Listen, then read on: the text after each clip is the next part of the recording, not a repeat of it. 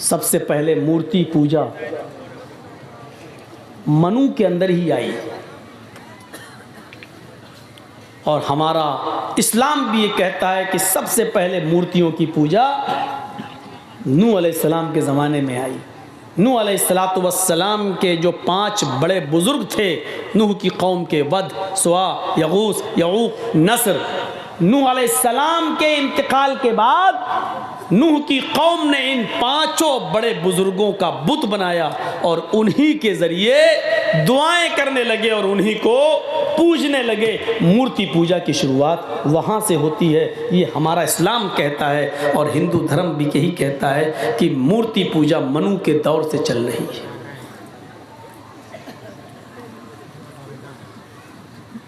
ये चीज़ आप देखते जाएं। फिर आगे बढ़िए, फिर हमें ये मिलता है, जब आप भविष्य पुराण पढ़ेंगे तो हमें ये मिलता है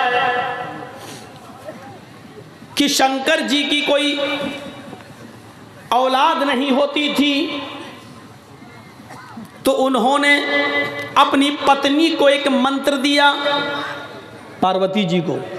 और पार्वती जी जब नहाने लगी तो उनके जिस्म से, उनके शरीर से जो मैल और कुचैल और गंदगी जो निकल रही थी, उस मैल और कुचैल और गंदगी से उन्होंने एक पुत्र बनाया, बेटा, और उसका नाम रख दिया गणेश। गणेश को तलवार लेकर दरवाजे पे खड़ा कर दिया, किसी को अंदर मत आने देना, मैं नहा रही हूं, मैं स्नान कर रही हूं। शंकर जी अपने घर आ रहे हैं, गणेश तलवार लेकर बाहर खड़े हैं। गणेश को ये नहीं मालूम कि ये मेरा बाप है और शंकर को ये नहीं मालूम कि ये मेरा पुत्र है। शंकर अंदर जाने लगे। गणेश ने कहा, कहाँ जा रहे हो? शंकर जी ने कहा, वाह, घर मेरा, मुझसे पूछ रहा कहाँ जा रहे हो? मेरी बिल्ली मुझी को म्याऊं? गणेश जी बोले कि मेरी माँ ने कहा है कि किसी को अंदर मत आने देना। मैंने वचन दिया है कि कोई भी अंदर नहीं जा सकता है, मैं अपनी जान दे दूंगा लेकिन वचन बेकार नहीं करूंगा। शंकर जी ने तलवार उठाई और कहा, मुझे मेरे घर में जाने से रोक रहा है? पार्वती कौन है तुम्हारी? गणेश ने कहा, मेरी माँ। शंकर ने कहा, वाह, पार्वती मेरी बेटी है, मेरी बीवी है, और तू कह रहा मेरी माँ है, मेरा तो कोई पुत्र है ही नहीं। तब गणेश जी ने कहा कि आज ही तो उन्होंने बनाया है। शंकर जी बोले, भगवान मैं हूँ, बनाना पार्वती जी को कैसे आ गया है? दोनों में बहस चली और शंकर जी को गुस्सा आया, उन्होंने तलवार मार दी और अपने बेटे की गर्दन उड़ा दी। अंदर घुस गए। पार्वती जी ने जिद की, ये तुमने क्या किया? मेरे बेटे को, मेरे पुत्र को तुमने मार डाला, उसका वध कर दिया। अब मैं उस वक्त तक तुमसे बातचीत नहीं करूंगी जब तक कि मेरे पुत्र को तुम जीवित न कर दो। शंकर जी ने पूरे जंगल में अपने पुत्र की कटी हुई गर्दन तलाश की लेकिन नहीं मिली। कहने लगे, पार्वती जी ये क्या हो रहा है? अभी तो मैंने गर्दन काटी लेकिन वो गर्दन तो कहीं मिल ही नहीं रही है। रास्ते में एक हाथी चला रहा है। शंकर जी ने कहा, अगर इस हाथी का सूंड काट कर अगर मैं गणेश जी के सर की जगह पे लगा दूं और गणेश जी को जिंदा कर दूं तो चलेगा? पार्वती जी बोली, कुछ भी करो लेकिन पुत्र को जिंदा करो। तब शंकर जी ने हाथी की सूंड काटी और गणेश जी की गर्दन की जगह पर रखकर उनको जीवित किया।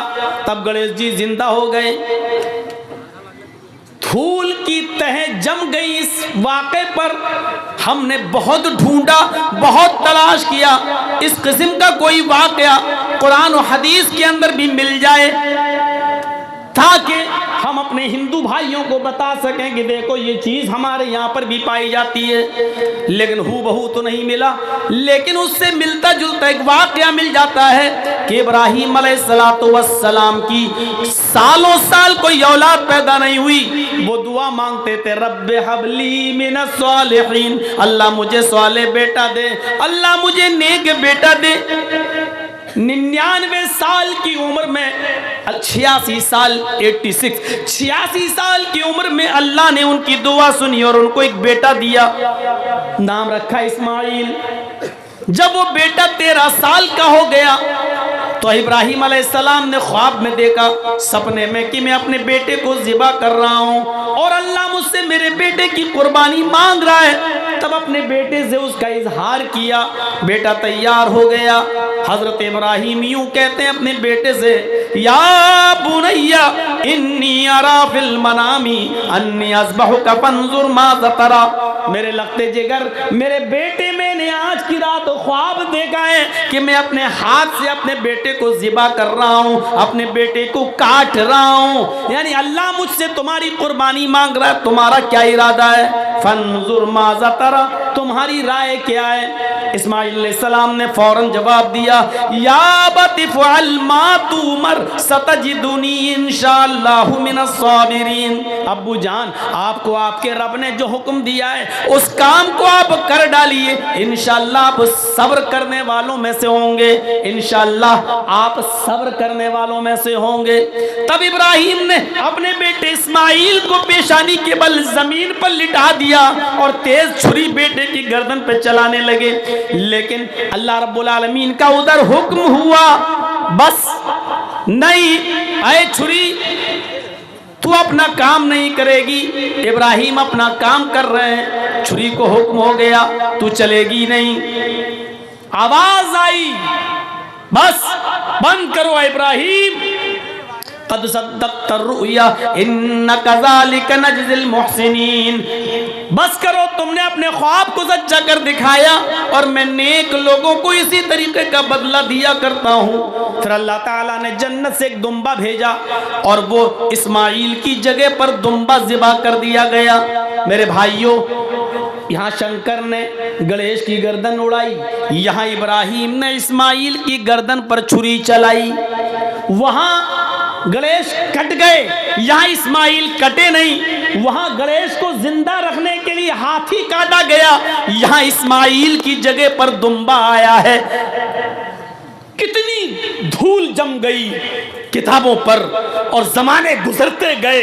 इस वाक़े को जब हम इस हकीकत की रोशनी में जब तलाश करते हैं तो पता चलता है कि किसी न किसी शक्ल में यह वाक़या कुरान और हदीस की किताबों में मौजूद है। जिसको ये शंकर कह रहे हैं, हो सकता है हमारे यहाँ वही इब्राहिम अलैहिस्सलाम हो, और जिसको ये गणेश कह रहे हो सकता है हम उन्हीं को इस्माइल अलैहिस्सलाम मानते हो, और जिसको ये पार्वती मानते हैं हो सकता है कि हमारे यहाँ वही हाजरा हो। लेकिन हो सकता है के साथ क्लियर हम भी नहीं कर सकते। इन चीज़ों के सामने देखिए तो पता चलता है कि हकीकत क्या है। ये धूल कौन साफ करेगा? जो किताबों के जरिए चढ़ चुकी है। घर साफ करते हो, कपड़े साफ करते हो, बर्तन साफ करते हो, किताबों पर जो खुराफातों की धूल जम गई है उसे कौन साफ करेगा? अल्लाह ने तुम्हें एक फिल्टर दिया है, साफ करने की चीज दी है, पाउडर दिया है, और वो है कुरान करीम। इस कुरान करीम की कसौटी पर रखकर उस धूल को साफ कीजिए। हर चीज चमकती हुई सोने की तरह आपके सामने क्लियर होती चली जाएगी। इस्लाम की बुनियाद जिन 5 चीज़ों पर है, हिंदू धर्म की बुनियाद भी उन्हीं 5 चीज़ों पर टिकी हुई है। बुनियल इस्लाम अला खम्सिन शहादती अल्ला इलाहा इल्लल्लाह व अन्ना मुहम्मदर रसूलुल्लाह व इकामिस सलाह व ईताइज ज़काह वल हज्ज व सौम रमज़ान। इस्लाम की बुनियाद इन 5 चीज़ों पर है। शहादत अल्लाह इलाहा इल्लल्लाह, इस बात की गवाही दो कि अल्लाह के अलावा कोई माबूद नहीं। वो अन्ना मुहम्मद रसूलुल्लाह, और मोहम्मद अल्लाह के रसूल हैं सल्लल्लाहु अलैहि वसल्लम। व इकामिस सलाह, और नमाज कायम करो। व ईताइज ज़का, और ज़कात अदा करो। वल हज, और हज करो। व सौम रमज़ान, और रमज़ानुल मुबारक के पूरे महीने के रोज़े रखो। ये इस्लाम की बुनियाद है। इस्लाम की बुनियाद जिन 5 चीज़ों पर है, महाभारत उसी को यूं कहती है सनातन धर्मम पंचम वस्तु अस्ति, प्रथमा वस्तु एकम ब्रह्मादित्य नास्ति नास्ति किंचन, द्वितीय वस्तु षष्ठांग कर्तव्या, तृतीय वस्तु दानम दीक्षिता, चतुर्थ वस्तु व्रतधारी, पंचम वस्तु तीर्थ यात्रा कर्तव्या। यही सनातन धर्म की बुनियाद बताई गई। कृष्ण जी कह रहे हैं अर्जुन, सनातन धर्म 5 चीजों का नाम है। सनातन धर्म 5 चीजों का नाम है। प्रथमा वस्तु, पहली चीज, एकम ब्रह्मादित्य नास्ति नास्ति किंचन, एक ही ब्रह्मा है, दूसरा नहीं, नेह बिल्कुल नहीं, नाना कतई नहीं, किंचन जरा सा भी नहीं। कृष्ण जी अर्जुन से कह रहे हैं एक ही ब्रह्मांड का रचयिता और रचनाकार है, एक ही ब्रह्मा है, एक ही इस दुनिया का बनाने वाला क्रिएटर ऑफ यूनिवर्स एक ही है, द्वितीय नास्ते दूसरा नहीं। इस विश्व का निर्माण करता एक ही है, इस विश्व का बनाने वाला एक ही है, इस महान जगत का स्वामी एक ही है, द्वितीय नास्ते दूसरा नहीं, ने बिल्कुल नहीं, ना ना कतई नहीं, हरगिज नहीं, किंचन जरा सा भी नहीं। ये कृष्ण जी अर्जुन से कह रहे हैं। मोहम्मद रसूलुल्लाह क्या कह रहे हैं? शहादती अल्लाह इलाहा इल्लल्लाह, अल्लाह के अलावा कोई माबूद नहीं। द्वितीय वस्तु साष्टांग कर्तव्य, दूसरी चीज है अर्जुन साष्टांग करो। साष्टांग ये बड़ा अजीब जुमला है। हिंदू लोग आज भी साष्टांग करते हैं, लेकिन उनको खुद नहीं पता ये साष्टांग करते हैं कि 20 टांग करते हैं।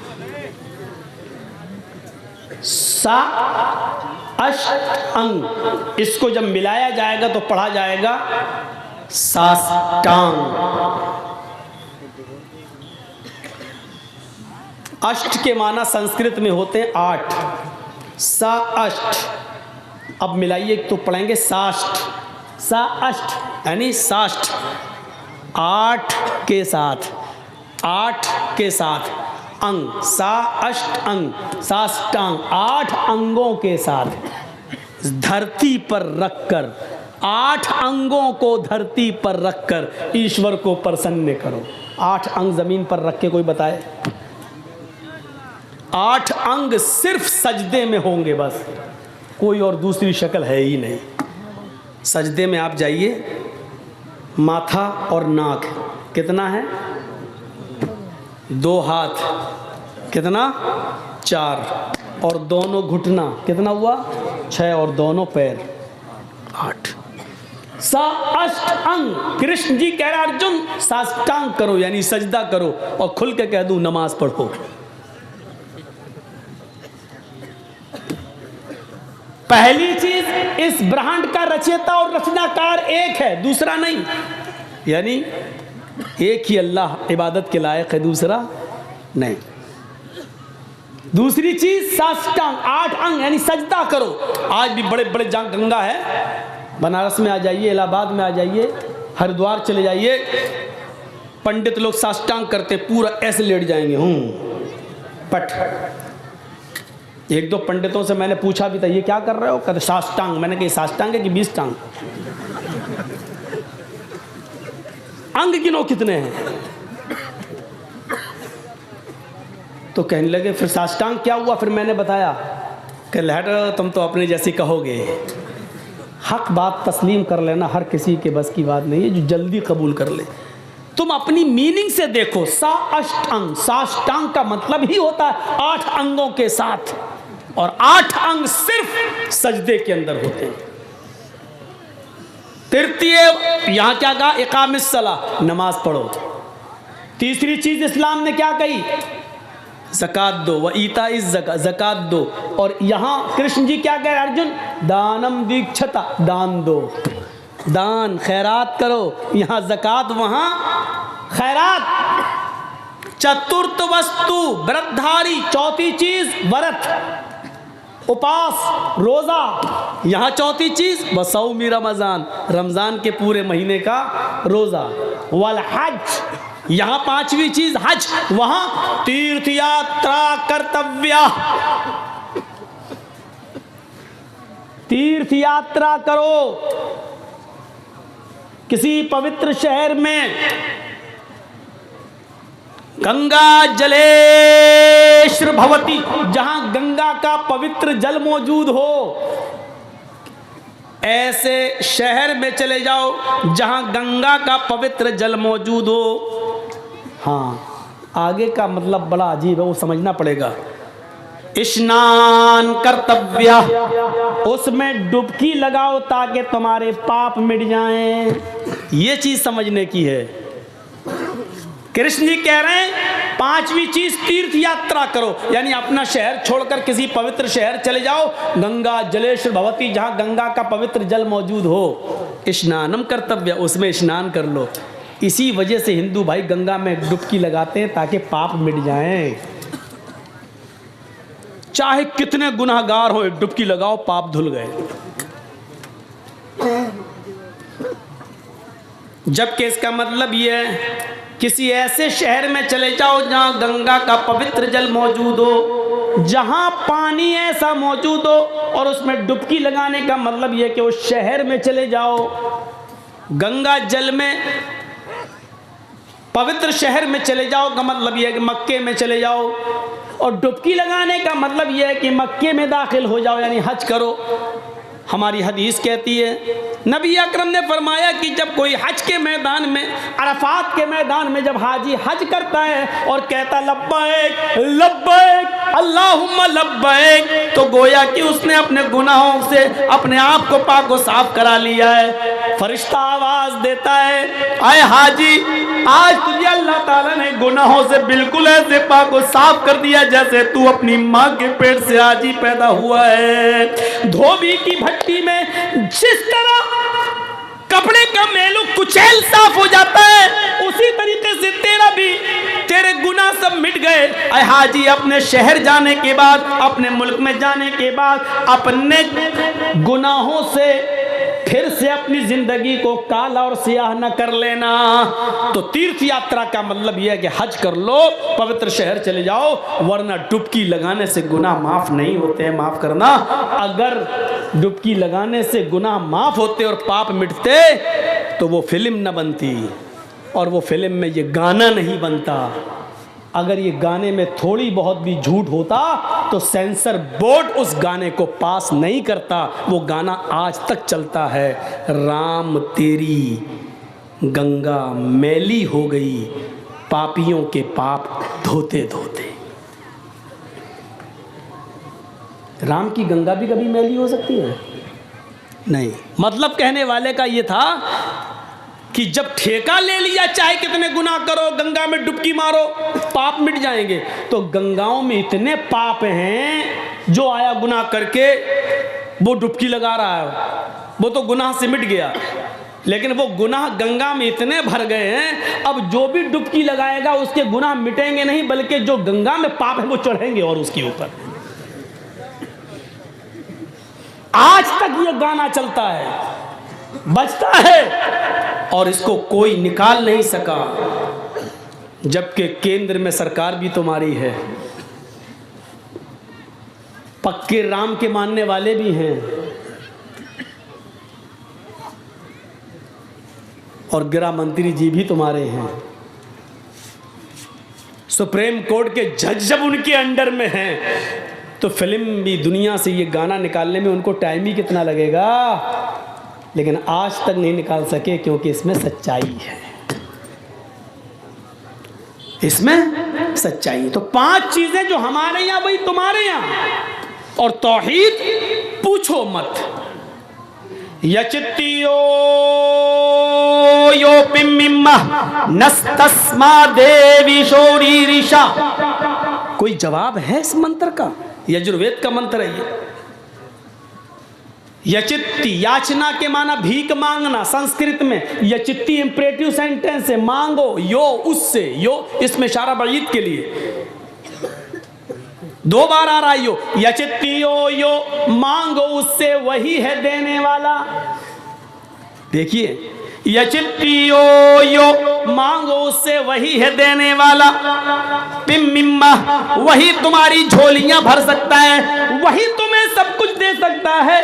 और इसके आगे तो खुलकर नस्तस्मा देविशो, नस्तस्मा देविशो, नहीं दे सकता है कोई भी देवी देवता, रीरिषा कुछ भी, उसके अलावा तुम्हें कोई भी देवी देवता कुछ भी नहीं दे सकता। और क्या चाहिए? इससे ज्यादा खुलकर अब क्या कहें? मांगो उससे, वही है सब कुछ देने वाला, उसके अलावा कोई भी देवी देवता तुम्हें कुछ भी नहीं दे सकता। इन्नल्लज़ीना तदऊना मिन दूनिल्लाहि लन यख़्लुक़ू ज़ुबाबन वलौ इज्तमऊ लहू व इन यस्लुबहुमुज़्ज़ुबाबु शयअन ला यस्तनक़िज़ूहु मिनहु। अल्लाह को छोड़कर तुम जिनको पुकार रहे हो, अल्लाह को छोड़कर तुम जिनके पास जा रहे हो, अल्लाह के अलावा तुम जिनसे भी बेटा बेटी मांग रहे हो, अल्लाह के अलावा जिनसे भी तुम मदद की गुहार लगा रहे हो, लन यख़्लुक़ू ज़ुबाबन, वो सब मिलकर एक मक्खी भी पैदा करने की ताकत नहीं रखते, वो सब मिलकर एक मक्खी भी पैदा करने की शक्ति नहीं रखते। व इन यस्लुबहुमुज़्ज़ुबाबु शैअन, अगर मक्खी उनसे थोड़ी सी कोई चीज लेकर छीन कर चली जाए तो ये सब मिलकर उस मक्खी को पकड़कर मक्खी जो चीज लेकर गई उससे वो चीज वापस लेने की भी ताकत नहीं रखते। जो एक मक्खी से चीनी शक्कर का एक दाना तक छीनने की ताकत नहीं रखता है, वो तुम्हें क्या देगा और तुम्हारी मदद क्या करेगा? अल्लाह ने यहां पर लाकर उस मंत्र को जीवित कर दिया है और कह दिया है कि देखिए हिंदू धर्म की तालीम भी यही है, ये किसी नबी की तालीम रही है। नस्तस्मा देवी शोरी ऋषा, उसके अलावा तुम्हें कोई कुछ भी नहीं दे सकता। लन यख़्लुक़ू ज़ुबाबन, एक मक्खी भी पैदा नहीं कर सकता खुद। व इन यस्लुबहुमुज़्ज़ुबाबु शैअन, मक्खी कुछ लेके चली जाए तो वो छीन भी नहीं सकता। अब सुनिए, हिंदू धर्म में 33 करोड़ देवी देवता हैं। रोजी देने वाला अलग, बारिश बरसाने वाला अलग, पैदा करने वाला अलग। जो 3 बड़े बड़े खुदा माने जाते हैं हिंदू धर्म में, वो 3 हैं बड़े बड़े, ब्रह्मा, विष्णु, महादेव। ब्रह्मा दुनिया का बनाने वाला, ये है क्रिएटर। विष्णु ये है पैदा करने वाला, ये है पालने वाला। विष्णु ये परवरिश करता है, पालता है, रोजी रोटी देने वाला। और महादेव यानी शिव ये है मारने वाले, ये हैं मारने वाले। लेकिन ऋग्वेद क्या कहती है? अहम ब्रह्मा अस्ति, अहम शिव अस्ति, अहम विष्णु अस्ति, अहम सूर्य अस्ति, अहम चंद्र अस्ति। मैं ही ब्रह्मा हूं, ये लीजिए, मैं ही ब्रह्मा हूं, मैं ही विष्णु हूं, मैं ही शिव हूं, मैं ही क्रिएटर हूं, दुनिया बनाने वाला मैं ही हूं। अहम विष्णु, मैं ही परवरिश करने वाला हूं, पालने वाला हूं। अहम शिव अस्ति, मैं ही मौत देता हूं। अहम सूर्य अस्ति, मैं ही सूर्य हूं। अहम चंद्र अस्ति, मैं ही चंद्रमा हूं। यानी रात निकालने वाला और दिन निकालने वाला भी मैं ही हूं। ये सब मेरे हुक्म के बगैर नहीं होते हैं, ये सब मेरे कंट्रोल में है। मानते रहो, तौहीद ये है, तौहीद ये है। न काष्ठे अस्ति न पत्थरास्ति, उस ईश्वर को न लकड़ी में ढूंढो न पत्थर में ढूंढो। वो ईश्वर है, उसको न लकड़ी में ढूंढो न पत्थर में ढूंढो। ओम निराकारम अस्ति निराकारम अस्ति, वो ईश्वर निराकार है, उसका कोई आकार ही नहीं, उसकी कोई शक्ल बना ही नहीं सकता है। लैसा कमिस्लिही शैउन, उस अल्लाह की तरह कोई चीज है ही नहीं है, उस अल्लाह की तरह कोई चीज है ही नहीं। ये लीजिए तौहीद हमारे हिंदू भाइयों के अंदर भी यही है। वला तदउ मिन दूनिल्लाहि मा ला यनफउक वला यज़ुरुक, इसी को कुरान ने कहा है वला तदउ मिन दूनिल्लाह, अल्लाह को छोड़कर तुम किसी और को मत पुकारो। माला यनफउका वला यज़ुर्रुक, वो तुम्हें नफ़ा और नुकसान नहीं दे सकता है। नफ़ा और नुकसान का मालिक कौन है? अल्लाह रब्बुल आलमीन। ये तौहीद है हमारे हिंदू भाइयों के हमारे हिंदू भाइयों के यहाँ। आइए एक चीज़ और बता दें, इसके बाद दूसरी चीज़ नमाज। नमाज का एक तकाबुल करते हैं। नमाज कहाँ है? अभी तो सजदा बता दिया, साष्टांग, लेकिन नमाज भी है हिंदू भाइयों में। नमाज क्या है? श्रीमद् भागवत गीता अध्याय 6 और मंत्र नंबर 10। आप लोग तो बिहार वगैरह में, बंगाल में रहते हैं। इन मंत्रों को मैंने अयोध्या में भी पढ़ा है, जबकि अयोध्या पंडितों के मामले में सबसे आगे है। और आप तो जानते हैं कि मेरी ख़ास तौर पर मेरी तकरीर के मंत्रों को बड़े उछाल कर पेश किया जाता है, और मैं बोलता कुछ हूँ और हेडिंग कुछ और बनाई जाती है। यूट्यूब जब आप खोलेंगे और मेरी तकरीर देखेंगे तो आप हेडिंग देखेंगे, मौलाना को मोदी ने दिया अवार्ड, लेकिन ज़िंदगी में हमने मोदी को ओरिजिनल में शक्ल तक नहीं देखी। ये झूठ से पैसा कमाने वाले यूट्यूबर आपको बहुत मिलेंगे। उसकी शक्ल रियल में नहीं देखी, तस्वीरों में देखी, और अल्लाह करे कि ना देखूं रियल में।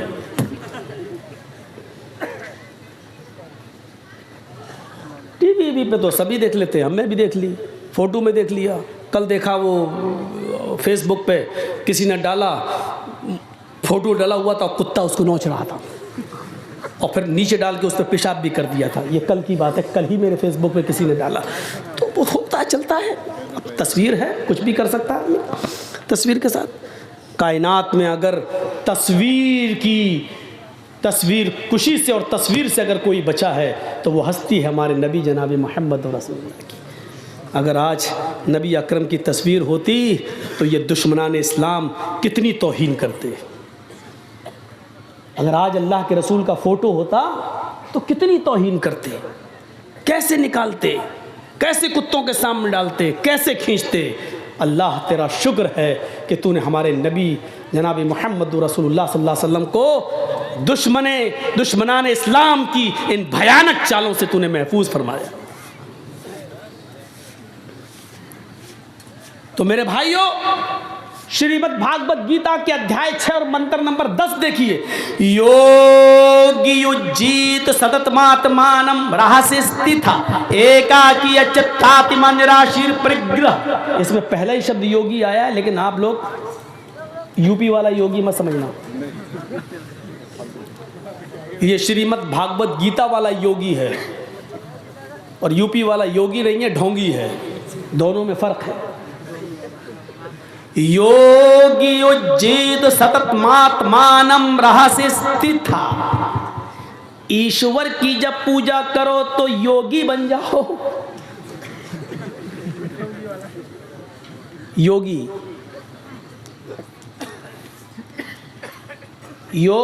उज्जीत सततमात्मानम रहस्य स्थिता।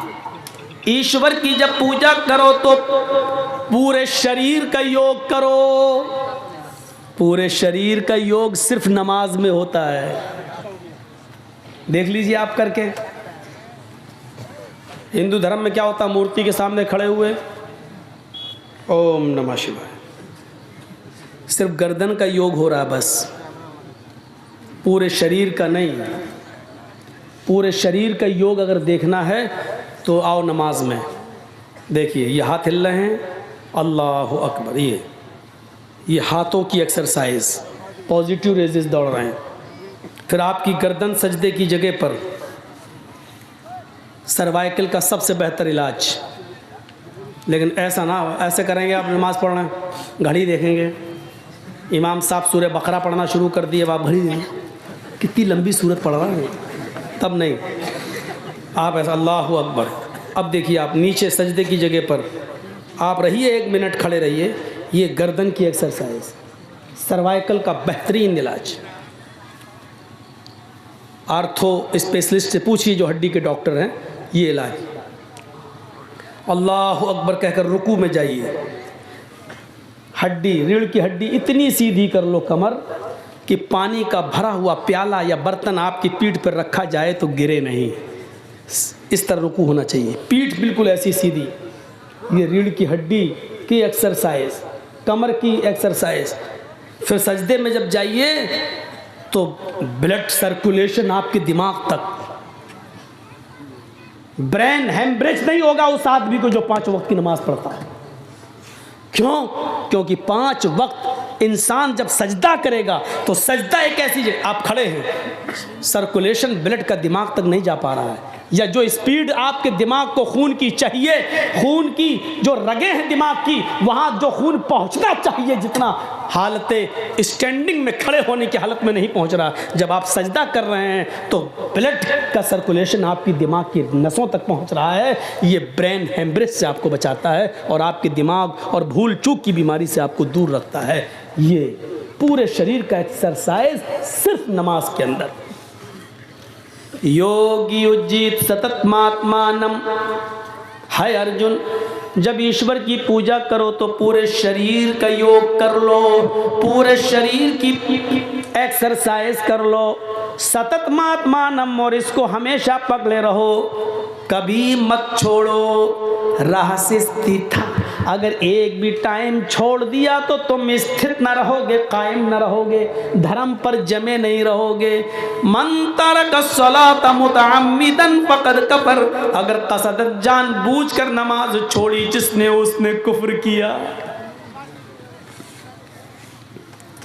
एकाकी है अर्जुन, जब ईश्वर की पूजा के लिए खड़े हो तो एक ईश्वर के सामने खड़े हो जाओ, एकाकी, एक अल्लाह के सामने खड़े हो जाओ।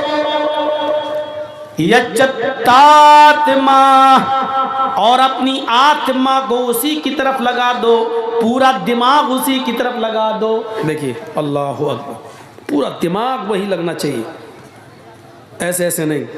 यच्चत्तात्मा, अपनी आत्मा को उसी की तरफ लगा दो। यच्चत्तात्मा, निराशीर, सबसे निराश हो जाओ, सबसे नाउम्मीद हो जाओ, लेकिन ऊपर वाले से निराश मत होना, क्योंकि उसी के सामने खड़े हो, वो तुम्हें सब कुछ देगा। परिग्रह, वही तुम्हें देगा, वही तुम्हारी झोली भरने वाला है। सबसे निराश हो जाना, लेकिन उससे नहीं।